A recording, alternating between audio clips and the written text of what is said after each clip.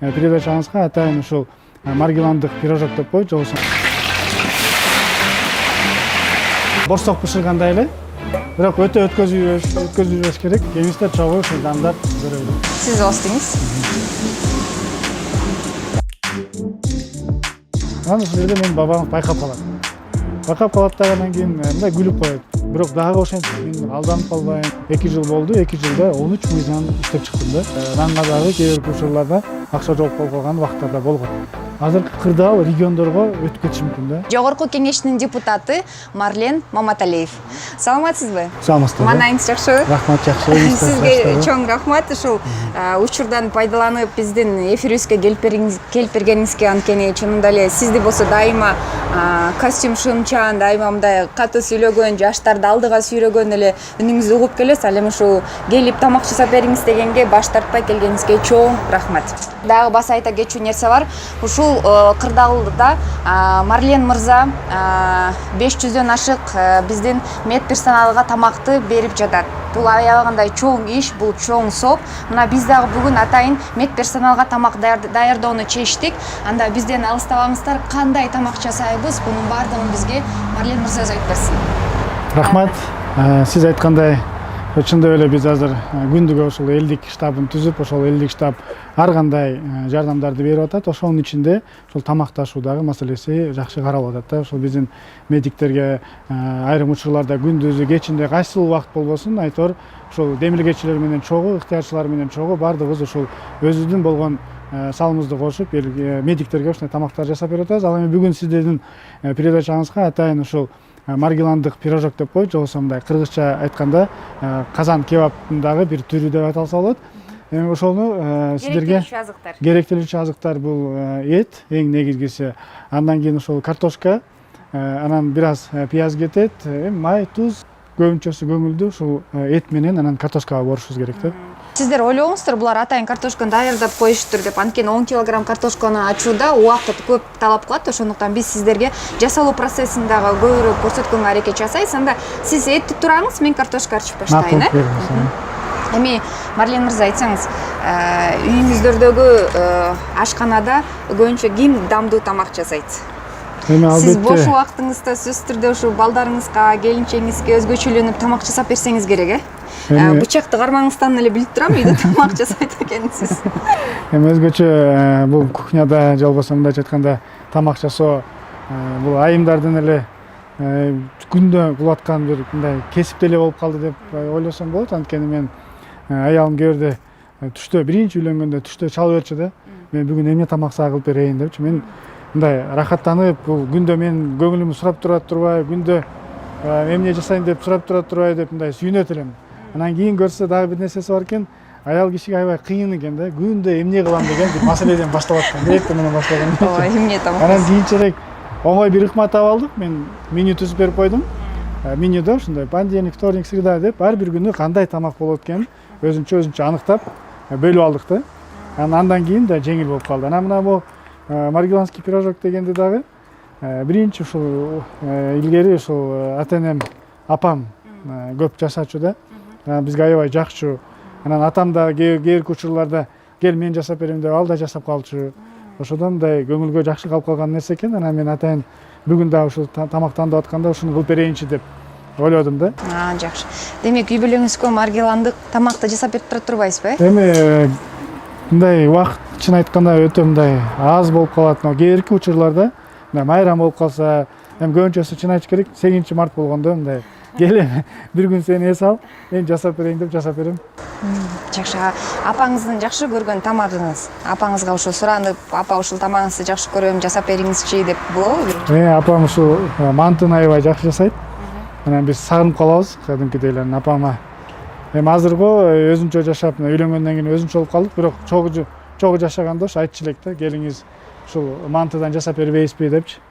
Мантыны да жасаганда атайын немеден жасайт эле, тыквадан жасап берет эле, жусайдан аралаштырып жасап берет эле. Аябай дамдуу болчу да. Сизге мындай суроодо кандай үй бүлөдө чоңойдуңуз? Кайдан билим алдыңыз? Кайсы айылда өстүңүз? Атам мамлекеттик кызматкер болгон да. Анан азыр деле ишмердүүлүгүн алып барып атат. Мындай коомдук ишмер деп атасаң болот. Анан ар дайым эле мени сурай берет, ушу сен атаң мамлекеттик ишмер болгон турбайбы, кызматкер болгон турбайбы, мындайча айтканда госслужащийдин чоңдун баласы болгон турбайсыңбы дей беришет да. Жок, андай эмес, тескерисинче.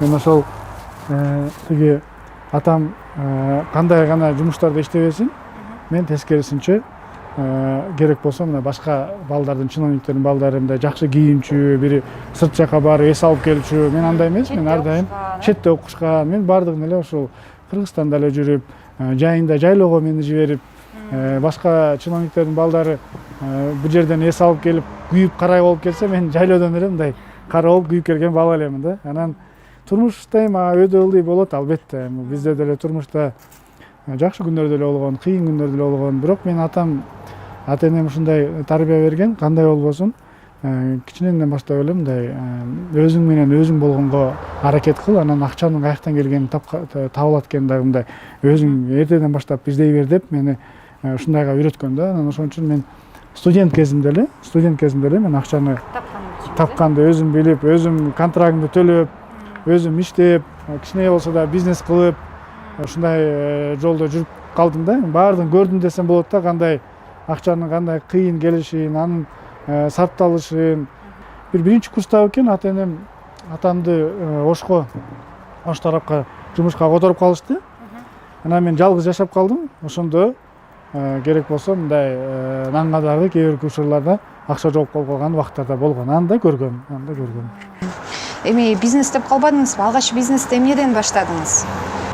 Эми бир кичинекей бизнести айта турган болсок, ошол жана студент болуп жүргөндө жанагындай попкорн жаңы чыгып аткан эле.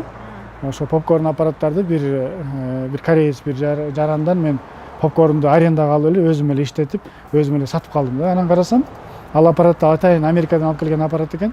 Карап көрсөм көп деле мындай кыйынчылыгы жок экен да. Анан местный биздин кишилер менен сүйлөшүп, токарлар менен ошону жасатып, атайын жасатып туруп, бир 5-10 жасатып туруп, анан мындайча сетевой кылып туруп эле точкаларды ачып, шаарларга ачып, анан иштетип кеткем да. Ошондо анан кайра тиги корейске алып барып бергем, бирок ал кийин билип калган. Сен жасаткан турбайсың дейт. Эми айттым, мен байке жасаттым. Это бизнес деп койдуңуз да. Мындай нормалдуу эле нерсе эмес, арендаңызды баарын төлөп бердим деп. Аныкын неметпей төлөп, баарын берип. Бирок ошо менен мындай биринчи бизнесим болду деп айтсам болот. Демек сиз шаарда эле өскөн турбайсызбы? Борбордо эле. Көбүнчөсү дээрлик көпчүлүгү шаарда эле өсүп калган да. Мен бүт эле шаарда немете эле шаардын досторум деле бүт шаардан, окуум деле шаардан, университетти деле шаардан, баардыгын ушул жерден бүтүп калдым да. Жериңиз каяктан, түйүңүз? Мен атам ошол Алайдан, Үчтөбө деген жерден болот. Эми ошол кичинекей кезимде бир 4-класска чейин ар дайым алып барып таштап койчу 3 айчы. Ошондо жүрүп келгем, кийинчерээк эми такыр эле барбай калдык. Эми барганда мындай 1 жылда бир барсаң барып каласыз да. Кандай бир жакшылык, жамандыктарга эле барбасаңыз негизи ошондой. Өкүнгөн жоксузбу саясатка келип? Чоң саясатта келгениме 2 жыл болду деп айтсам болот. Бирок мен окууну бүткөндө эле мамлекеттик кызматкер болуп, соцфондко жумушка бардым. Эми жөнөкөй бир ведущий специалисттен болуп, акырын тек күч менен начальник управлениеге чейин баардык текичти өткөн кызматкермин да. Андан кийин Минэкономикага болдум, ал жерде зам министр болдум, өкмөттө иштедим. Айтор баардык жерде тармактарда мамлекеттик кызматкер катары иштедим да. Анан иштеп жүрүп бир топ чоң саясатчылар менен иштедим. Ошол Жапаров Акылбек менен, Феликс Кулов менен, Өмүрбек Бабанов менен, Темир Сариев деген бир топ мындай чоң саясатчылар менен иштеп көрдүм ичинен кандай экенин.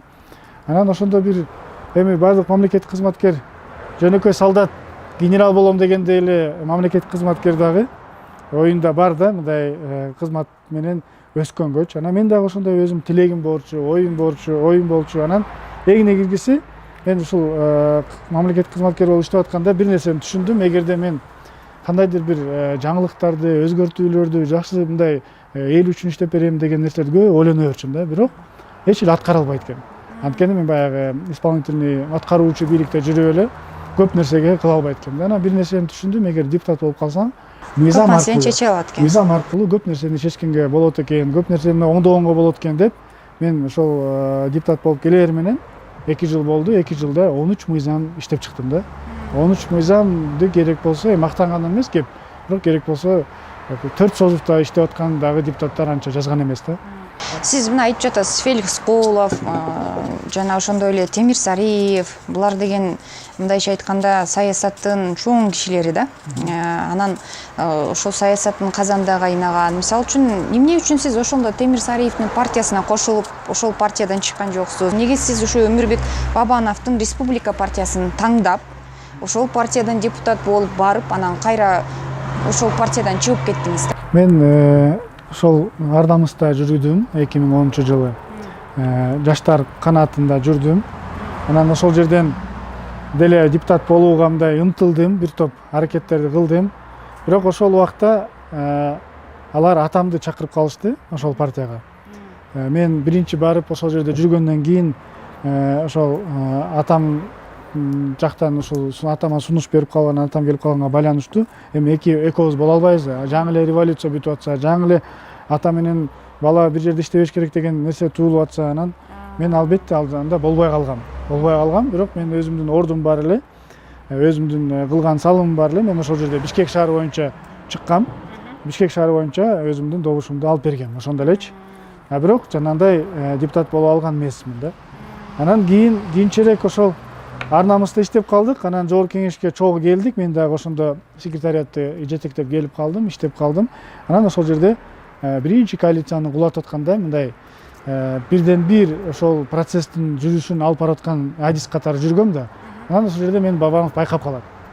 Анан кийин мындай күлүп коет. Байкап калып, анан кийин бир момент болуп калат. Анан ага айтат. Күлгөн жакшы экен. Күлүп байкап калат да. Мен кулаткан кагаздарымды алып барып берип атам, азыр кандай кыймылдар болуш керек, кайсыл сөздөр айтылыш керек деп депутатка чуркап жүрөм да. Ал жерде 25 депутат Ар намыстан келген, ата журттан дагы депутаттар келип, эки партиянын ортосунда биз иштеп атканда мен ошол жерде көрүп, анан ал байкап калат, көрүп калат. Анан мага жумушка келбейсиңби деп мага сунуш берет. Мен анан айтам, мен эми сизге бара албайм, анткени мен Ар намыста иштедим, Ар намыста жүрдүм, сизге бара албайм деп анан отказ кылам да. Андан кийин эле бир аз убакыт өткөндөн кийин баягы эми атам да ошол жерде иштеп калып, анан бир жерде иштей албайбыз да. Мен башка жака кеткенге туура келди. Анан ошол жерде Ташбаев Учкун деген министр болуп калды эле, экөөбүз тааныш элек. Ал айтып калды, мага келип иштеп бербейсиңби дегенде мен ошол жака жумушка кетип калгам. Кетип калгандан кийин эле Бабанов премьер-министр болуп калды. Премьер-министр болуп, биздин министерствого келип, мен ал жерде статс-секретарь болуп иштеп калдым эле. Биринчилерден болуп, министрликтердин арасынан биз электрондук жанагындай документ оборот киргиздик да. Анан ошону презентация кылып атканда Бабанов өзү келип көрүп калды, көрдүм ошол жерден аябай ынанып, жакшы болгон турбайбы, жакшы кылыпсыңар деп көрүп, дагы бир жолу, дагы бир ирет мындай айтсам, көзүнө учурап калдымбы эмне, анан ал премьер-министр анан мени чакырды. Чакырып мага өкмөткө келип иште, экөөбүз чоң нерселерди, чоң реформаларды чогуу кылайлы деп мындай сунуш кылып калды. Сен кылган нерсеңди бүт Кыргызстанга жайылтайлы, келбейсиңби деп анан сунуш кылып калды. Анан мен премьер-министр айтып аткандан кийин мен ал жерде зам министр болуп атсам, анан кайтып мен отказ бермек элем. Анан Ошентип демек Республика партиясына келип калган турбайсызбы? Ошентип экөөбүз жакшыраак иштеп, анан чогуу болуп калып, чогуу иштеп калдык дагы. Анан мен ошентип өзү сунуш берип калды 2015 жылы Республика партия менен чыкпайсыңбы депутат болуп депчи. Эми бул жерде сиз жана сурооңузга жооп берейин. Сиз айтып атпайсызбы жана ошол менен келдиңиз, анан кетип калдыңыз депчи. Эми мен ал киши менен мына жакында эле бир ай болду. Өзүм кирип, ыраазычылыгымды билдирип, ошо сиз менен чогуу иштедим, сиздин партияңыз аркылуу мен депутат болдум. Бирок эми баягы ар кандай ортодо ситуациялар болду. Мен кичине белгилеп кетейин. Мисалы 2015 жылы мени тизмеде бир алысыраак таштап койду да. Анан мен айттым, эмне үчүн мага мындай азыртан эле доверие жок болсо, мен анда барбай эле койбоймунбу десем, жок. Сен айырмасы жок. Сен эң негизгиси добуш алсаң, сен депутат болосуң. Канчанчы список болбо, сен келесиң деген мындай мага сөзүн берген да. Анан шайлоо бүттү. Мен Ош Бишкек шаарынан чыктым. Бишкек шаарынан 14 кандидаттын арасынан биринчи орунду алдым. Мындайча айтканда депутат болушум керек эле да. Анан ар кандай ыкмалар менен бизде ошодо соттошуу процесси болуп калды, дагы бир нерселер болуп калды. Айтор мен депутат боло албай калдым. Кийин 3 жылдан кийин гана келип атпаймынбы? Анан мен ошолорду эске алып, ошондой ситуацияларды баарын эске алып, мен кийинки шайлоодо келе турган мындай ниетим бар. бирок дагы ошентип мен алданып калбайын, же болбосо башкалар чыгып кетпей койбосун, же болбосо дагы калып калбайын, анан дагы 3 жылдан кийин келип дагы өзүмдүн аткарган нерселеримди толугуча аткара албай калбайын деген максат менен мен түшүндүм дагы ушундай процесс болуп кетерин, болуп кетиши мүмкүн экенин. Анан башка өзүмдүн принциптериме таянып, өзүмдүн мындай көз карашымдарга таянып, бир өзүмдүн мындайча айтканда сунуштарым менен азыр бир топ партиялар менен сүйлөшүп жүрүп жатам да. Партиянын мүчөсүнө курамына кириш үчүн канча акча керек? Мына ушул маселе дагы биздин коомчулукта аябай дүрбөлөң болуп атпайбы? Биздин азыркы учурдагы мыйзамыбыз ошого жол берип калды да. Анткени мыйзам боюнча партиянын жетекчиси чечет, ким кайсынчы канчанчы орунда болот. Жана ошо жетекчиси эмес, ошо политсовет чечет да, чогуу биргеликте. Анан албетте партиялардын азыркы учурда баягы өтүшүнө бир эле мындай чоң маселе бул акча маселеси болуп калып атат да. Биз каалайбызбы, ошол эле агит материалдарын, ошол эле агитаторлорго төлөй турган маселе, жанагындай баннерлерди төгө турган маселе, ошолордун баардыгы акчага келип калганына байланыштуу сөзсүз түрдө акча ролду чоң ойноп атат азыркы учурда да. Эгерде мыйзам боюнча лидер партия эмес, эл өзү чече турган болсо, ким келиш керек? Анда мындай нерсе болбойт эле да. Ошондуктан азыркы учурда акча дагы өз ролун ойноп атат. Мен жеке өзүм азыр кире турган партиялардын бирөөсүнө дагы мындай акча берип же берем деген жокмун. Мен болгону айтып атам, мен өзүмдүн расходумду өзүм көтөрөм деген мындай маселе бар да. Ал бар. Ал эми жардамка сөзсүз түрдө керек да акча деген туурабы? Азыркы учурда азыркы кырдаалды көрүп жатасыз, кандай болуп атат, Оору кичине болсо дагы эми башка күндөргө салыштырмалуу кичине болсо да азайып баштады да. Бирок эми ушундай учурда сиздер каникулга тарап кеткениңиздер туурабы? Негизи эле ушул каникулга чыгып кеткенибиз мен туура эмес деп эсептейм. Биздин кыймыл аракеттерибиз, биздин кылган иштерибиз каникулга чейин болуш керек эле. Биз көп нерсени азыр утуруп ирдик, көп нерсени алдынан алдырып ирдик. Биздин азыркы чогулганыбыз мүмкүн тескерисинче өкмөткө мындайча айтканда тоскоол болуп калышы мүмкүн. Анткени азыр толугу менен ачык керек, андан мындай тартынбаш керек. Президент толугу менен контролго өзүн алганга мажбур болуп алды да.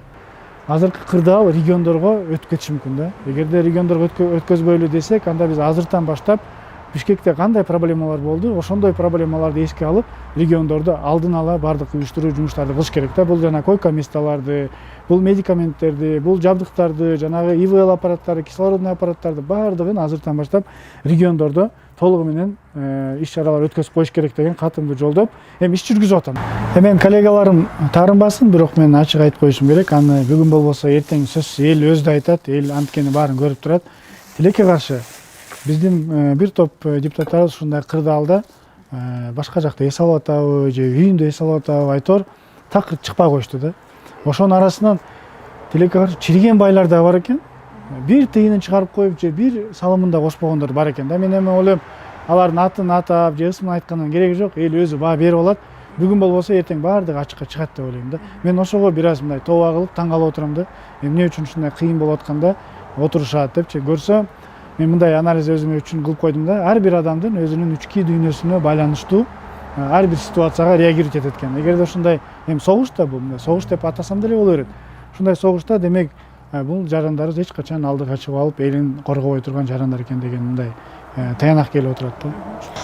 Сиз канча айлык алдыңыз кетип атканда ушу эс алууга? Мен айлыгым ар дайым 33 миң, 35 миң чыгат ар дайым мындай. Бирок ошонун тегерегинде ар дайым чыгат да. Анан кийин отпускка чыгат да, чыкканда 2 айдыкын кошуп туруп, плюс больничный кошуп туруп 100 миң, 120 миң экен, ошонун тегерегинде алдым да. Бирок маселе алда эмес. Маселе туура ошол акчаларды биз отказ кылып туруп мындай элге кайра жумшап койсок болот эле деген бул эң туураараак болмок. Мен эми өзүмдү өзүм кантип мындай кичине успокаивать атам. Бул жерде мен тескерисинче элге азыркы учурда, мына азыркы 12 күн болду, 12 күндөн бери элдик штаб иштеп атат. Мындай камерага мындай айтпай деле койсо болот эле, элге айтпай деле койсо болот эле, бирок ошол отпускка чыккан айлыгымдын 10 эсесин кайра азыр элге жумшадым да, мындайча айткандачы. Мен ошон үчүн өзүмдөн бир аз ыңгайлуу сезип атам, анткени мен ансыз деле аны албасам деле, алсам деле мен сөзсүз түрдө баары бир могу акчаны элиме жумшайт элем деп жумшап атам дагы. Анан дагы белгисиз дагы канча күн болот, дагы канча акча кетет. Бирок мен болгон Чын жүрөгүңүздөн. чын жүрөгүмөн болгон ошол нерсемди кылып атам, дагы да кылам да. Бизден эч кайда алыстабаңыздар. Мынакей картошканы дагы турап бүттүк. Бул жерде 10 килограмм картошка. Азыр пияздар чебиз, эттер даяр болуп калды. Эттер даяр болуп калды. 10 килограмм эт бул дагы. Отунду сиз жагасызбы же мен жагайынбы? Жок, өзүм эле жагып турам. Анда чириңиз. Жасалуу процессин дагы көрсөтөлү.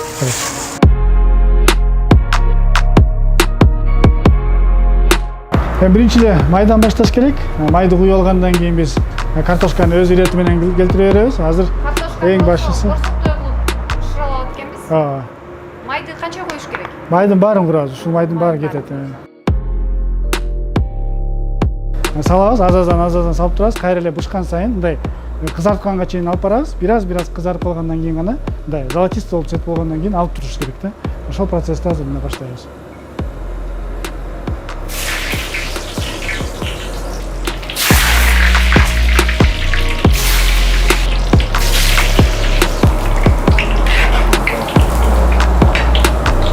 Борсок бышыргандай эле. Бирок өтө өткөзүлбөш керек, мындай күйүп кетпеш керек да аягына чейинчи. Бул мындай көбүрөөк процесс алып калат, бирок бунун ошол фишкасы ошода болот.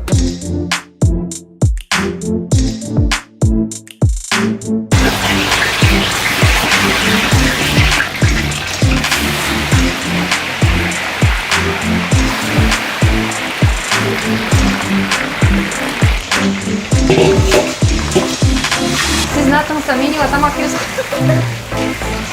Заказ алып турабыз.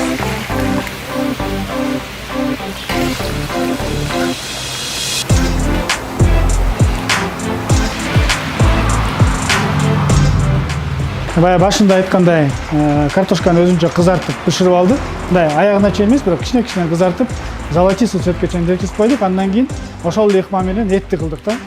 Эми демдейбиз, бирок демдегенге чейин азыр булардын кайра баарын салып, суу коюп, анан крышкасын жаап, бир 40-50 мүнөткө калтырып койсок, ошо менен Кудай буйрса бышат.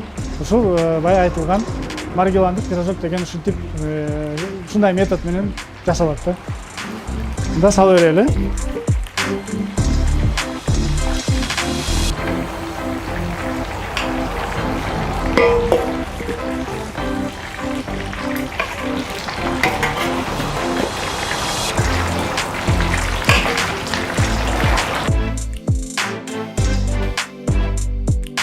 Эми этти да ушундай эле менен коебуз.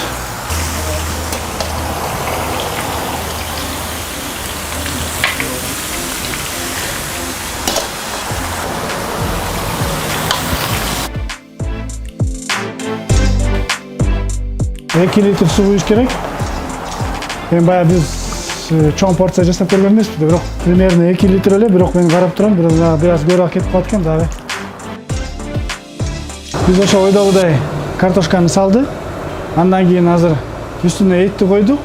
Бул принциптин ошол жакшы жагы эттин баардыгы астында эмес, тескерисинче үстүнө коюп, көбүнчөсүндай акценттин баардыгы этке коюлат да. Ошондуктан этти үстүнө коюп туруп, азыр тузун септик, эми азыр крышканы жаап коебуз. Урматтуу көрүүчүлөр, биз алдан ары көрсөтүүбүздү уланта берели. Жанагы кыргыздарда айтып коет го, баардык маселелерди чай үстүнө чечсе болот деп. Чай үстүнө дагы кичине маалымат беришип, пикирлерибиз менен бөлүшө кетели тамак бышканча. Эми Марлен мырза айтсаңыз, жанагы Россияда курьер болуп иштеп жүргөн баланын келечеги кандай болду? Ушул Бекзат Жолдубай уулун Германияга акысыз окууга жөнөтөм дедиңиз. Ал кайсы окуу жайды тандады? Азыркы учурда ал бала кайыкта окуп жатат? Же бул ишиңиз аягына чейин чыкпай калдыбы? Жок, мен эми өзүмдүн негизи эле турмуштук принциптерим ушундай. Бир нерсени баштасам, аягына чыкмай сайын орун таба албайм да. Ошол сыяктуу айтылган сөз атылган ок дейсизби? Ошондой да, мен жашымдан бери ушундай өсүп келатам. Ошого дагы принципке кармалганга аракет кылам да. Эми Бекзат жеке өзү азыр келген. Азыр Ошто өзү ошол жактан болот экен. Ошто курс үйрөнүп, бекер азыр биз курс үйрөтүп атабыз. Азыр могу илдетке байланыштуу кичине туруп калды. Ойлоп атабыз, августта Кудай бурса Германияга, эгерде баардык границалар ачылса, учат. Учпай калса, биз ал жак менен сүйлөшүп койдук, мындай удаленка менен деле окуй берет. Аны биз азыркы учурда мындай алар Германияда өзү негизи, экинчиси эл айтып атат, ошол жерде айткандар болду. Германияда ансыз деле бекер окуйт го, эмне эле муну пиар кылып атат депчи, бекер окубайт. Эгерде сиз тилди билсеңиз, эгерде сиз баардыгын өзүң окууга өтсөңүз, анда ооба, анда бекер болот. А биз как раз таки ошол тилди үйрөнсүн деп университеттердин астында бир академия болот экен. Ал академиялар баардыгы платный, окуу жайы, тамак ашы, окуусу баардыгы платный. Биз ошолордун баардыгын азыр каржылап берип атам. Ал ошол жерге 1 жыл окуйт. 1 жылдан кийин S1 деген уровеньге тилди үйрөнөт. Андан кийин Кудай буйрса, ошол эле академиянын астындагы жана университеттер менен договор бар экен. Ошол университеттер менен мен тапшырат деп 100% ишенип турам. Тапшырса, туура андан аркысы окуусу бекер болот. Бирок кайра эле жатаканасы, тамак ашы менин мойнума жүктөлөт. Анткени мен айткам, ошол 5 жыл болсо 5 жыл, канча жыл болсо ошол менен толугу менен алам деп. Кудайым буйрса, ал келаткан август айында окуйт.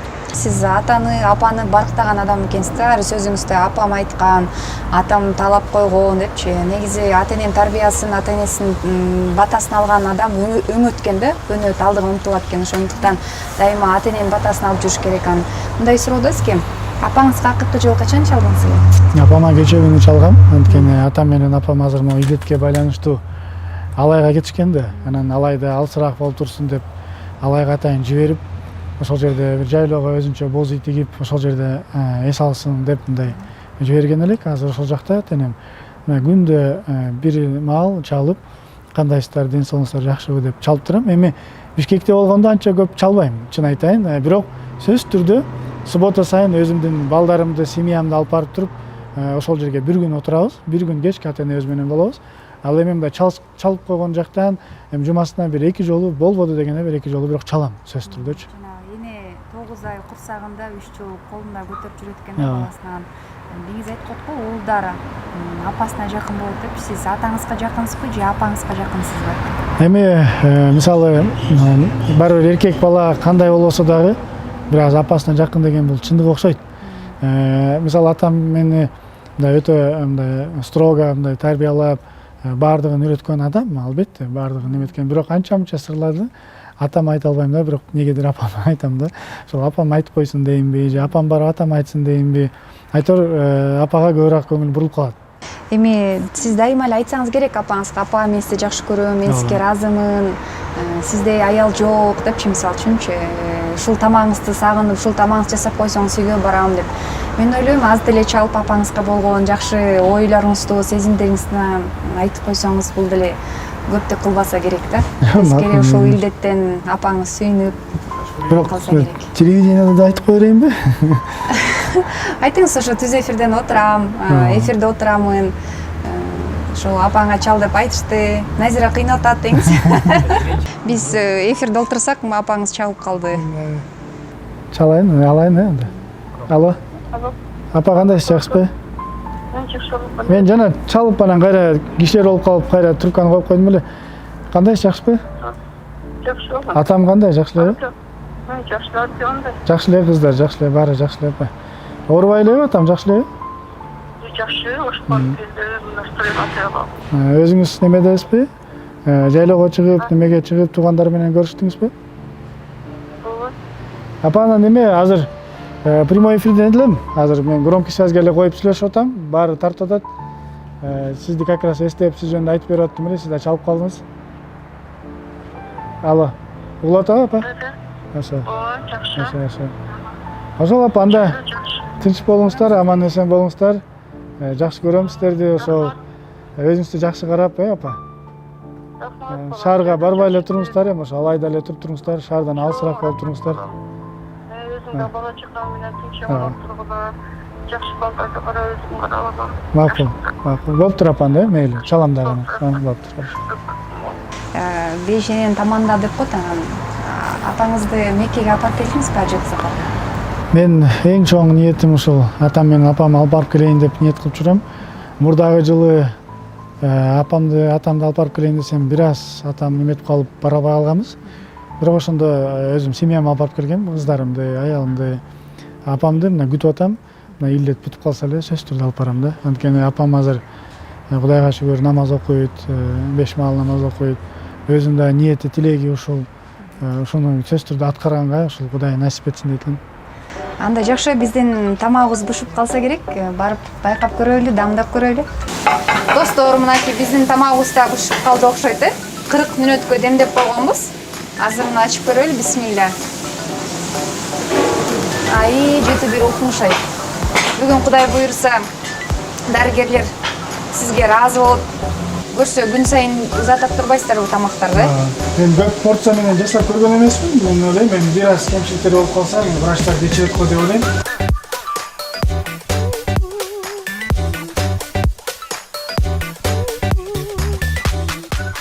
Марлен мырза өз колу менен даярдаган даамдуу тамак да даяр болду, аз дамдап көрөлү. Жеңиштер, мына мен айткан жана маргелан пирожогу да бүттү. Жеңиштер чогуу ушу дамдап көрөлү. Сиз ооздуңуз. Так. Ай, картошкасы аябай сонун болуптур. Дамдуу болуптур, жакшы болуптур. Бир аз чоң казанга кылганга байланыштуу бир аз сусу көбүрөөк болуп калды, бирок Жакшы. ойдогудай эле болду. Кудай буйруса, врачтарга жагат деп ойлойм. Негизинен эле ушу кыргыз элибиз аманчылыкта, токчулукта, ден соолукта болсун. Урматтуу көрүүчүлөр, коштошпойбуз сиздер менен. Кудай буйруса, эмки эфирде дагы кызыктуу маалыматтар менен бөлүшкөнгө аракет жасайбыз. Лайк басууну унутпаңыздар, комментарий сөзсүз түрдө калтырыңыздар. Анда көрүшкөнчө. Жакшы болуңуздар.